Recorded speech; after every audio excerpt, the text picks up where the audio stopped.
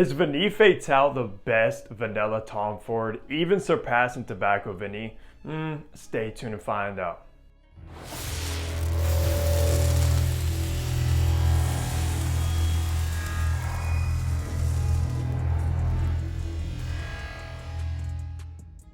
Hey, what's going on? Hunter here, and welcome to my channel where I upload weekly fragrance content. So you already know what to do. Hit that subscribe button down below, and also be sure to check me out over on my Instagram page. But today we are reviewing a private blend that doesn't get that much talk or hype compared to, of course, like Oud Wood, Tobacco Vanille, etc. And that is Vanille Fatale. To me, this is pretty much the sister to Tobacco Vanille, and I'll explain why a little bit later. But before we do, let's go over some information about Vanille Fatale now. So this was launched back in 2017, so 10 years after Tobacco Vanille's initial launch back in 2007. And the retail price on the 50 ml, like I have in hand, is going to set you back $295. However, you can find these much cheaper at a certain location where I actually picked this up in my recent vlog. So if you want to know about that, go check that video out. Concentration, just like all other private blends, is an eau de parfum, so you are getting right in the middle of that concentration over an eau de toilette, a little bit less than an extrait de parfum. As far as the perfumer though, it is Jan Vassinier, who's also known for making Moschino Toy Boy, which is a great masculine rose fragrance, which I have reviewed, also a fantastic designer. But yeah, he is also in the nose behind Vanille Fatale. With all the information out of the way, let's go ahead and look at the packaging and presentation you get with this fragrance now. So taking a look at this iconic private blend box, of course, if you've seen one, you basically have seen them all. You have this brown, almost leather feeling texture with the gold plaque on the front, eau de parfum 50 ml. On the bottom, you will find your barcode and batch code to authenticate a product to see when it was produced. I believe this is a 2022 batch when I looked. On the back, you just have some of your ingredients and information. And on top, you have the Tom Ford stamp. You lift it up, your bottle is housed in there, and there is the insert of the private blend box. So let's look at the bottle now. Alrighty, looking at the bottle, and the 50 mLs are absolutely my favorite design compared to the 100 ml. As you see in the bottom left, I do collect these sizes. But looking at the bottle, kind of has this pillar-ish design with the top and the bottom. You of course have that same gold plaque on the front. On the bottom, you do have your batch code and some information as well. Nothing on the back. On top, you have that gold plaque that says Tom Ford. Nothing inside of the cap, nothing on the atomizer. Now, these bottles don't really feel the highest of quality. I don't even know if this is glass, it might be ceramic or something along those lines. And when I dropped a private blend before, which was Rose de Russie, which I did replace, it actually broke on carpet very, very easily. So be careful with these and do not pick them up by the cap since they are held on by friction and not that secure. The top, you have rum, myrrh, alabanum, saffron, coriander, orange, and lime. In the mid, you have barley, coffee, plum, frangipani, narcissus, artemisia, and rose. And in the base, you have vanilla, suede, tobacco, mahogany, patchouli, oak moss, and violet. And this will be classified as a sweet spicy. So let's spray it and test out these private blend atomizers. And I am going to be disappointed, I already know.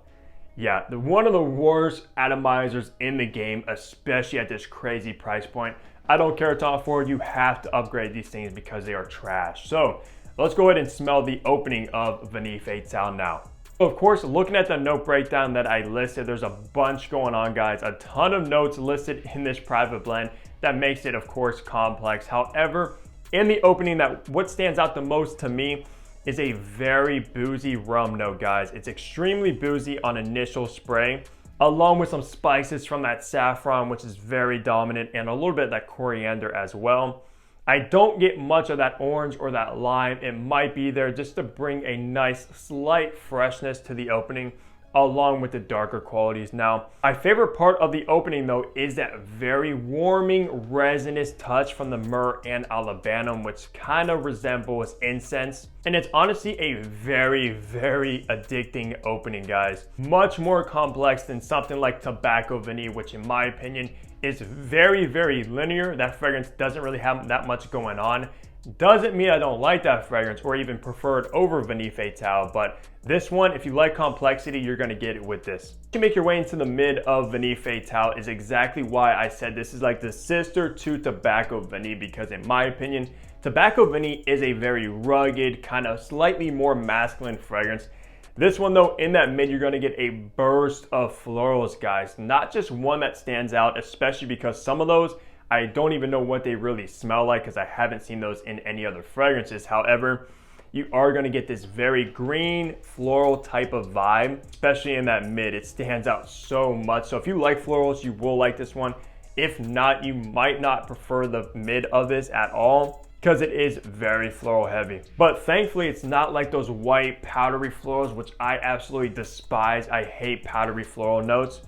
But in here, it just brings a nice green or slightly earthy floral touch. I honestly think it's probably coming from that Artemisia because that can sometimes come across very herbal smell and of course very green and floral like. But along those florals, which is the most dominant once you reach that mid, which actually comes pretty quick from that top, you are gonna get a slight roasted coffee feel as well. It's not gonna be like over the top coffee like based fragrance at all. It just kind of balances out extremely nice with the florals and it goes along with the complexity of this whole entire creation. Now, finally, when you get your way into the base of Vanille Fatale, of course, one of the main shows of this entire DNA is that spicy, creamy vanilla note, which you will absolutely detect in the base of it, alongside a note that I'm not really fond of, and that's usually the note of suede, and you are gonna get a bunch of it in here. It kind of comes across very rough smelling, very fuzzy smelling as well. I just never really liked suede. I always prefer leather over suede any day of the week, but that's just me personally. Some people love the note of suede.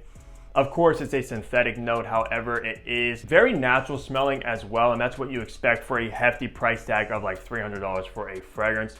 But alongside the vanilla and that suede, you are gonna get that tobacco note that just resonates so well with the brand of Tom Ford. When I think of Tom Ford, I think of tobacco for some reason. He just masters that note. Of course, you find a heavier dose of tobacco in Tobacco Vanille, but that same tobacco you find over there definitely carries over into this fragrance as well. So you will be familiar with that if you have smelled it in that fragrance also, which is one of the most popular Tom Fords, hands down. So yeah, that signature tobacco is in here, but I also get a very, very dark wood note, and that's from that mahogany, guys. So mahogany for me is probably the darkest wood outside of course, oud. But to me, how I explain it, it almost smells like a very brown, shiny wood. Sometimes spicy too. When I think of mahogany, I, for some reason, picture a spiciness that comes with it. That is kind of what you get in here also. But from the top, mid, and base, I absolutely prefer that boozy, resinous, spicy top note.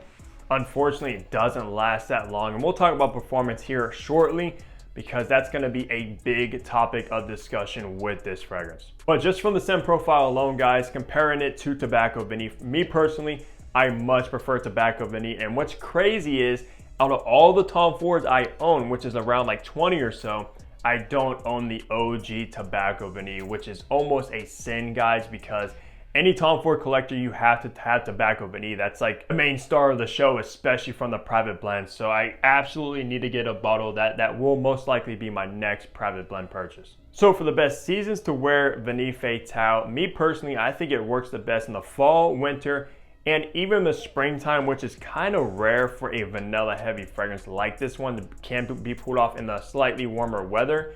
But of course, that's because of that mid of the florals, guys. Like I said, it's like a bouquet of florals in that mid. So the springtime is perfectly fine to pull this off as well.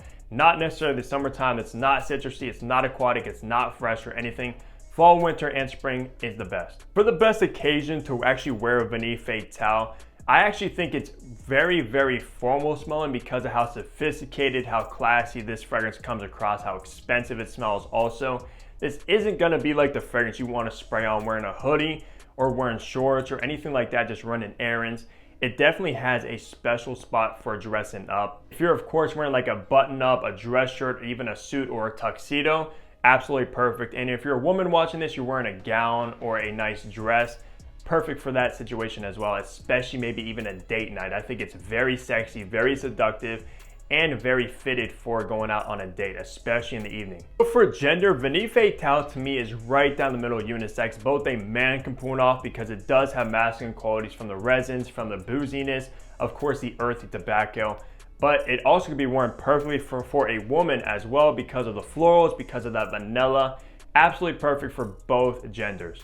also why I did say it is like the sister to Tobacco Vanille, because it's much more feminine leaning to Tobacco Vanille. So if you're a woman watching this, you love vanilla, but you thought maybe Tobacco Vanille is a little bit too daring of a wearing for you, absolutely check out Vanille Fatale. I think it will suit you much better if you are in that kind of scenario. And for age groups, that kind of goes along with the occasion being very formal, kind of successful smelling fragrance.